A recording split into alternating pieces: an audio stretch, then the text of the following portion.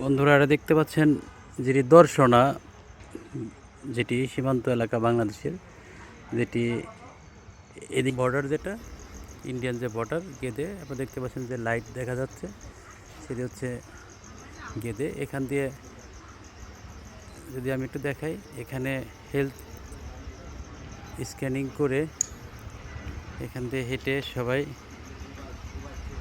শেষ করে এদিক দিয়ে হেঁটে সেই ওদিকে বেশ দূর লাইট দেখতে পাচ্ছেন।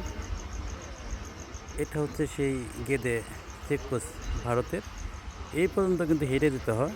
যারা এই বর্ডারটা পার হবেন তারা মনে রাখবেন যে এখান থেকে বেশ খানিক, প্রায় 1 কিলোর মতো প্রায় হেঁটে যেতে হবে পাশ দিয়ে।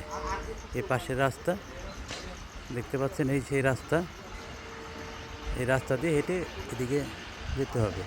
এটা হচ্ছে রেল লাইন। এই রেল লাইন দিকে সবাই যেতে পারবে।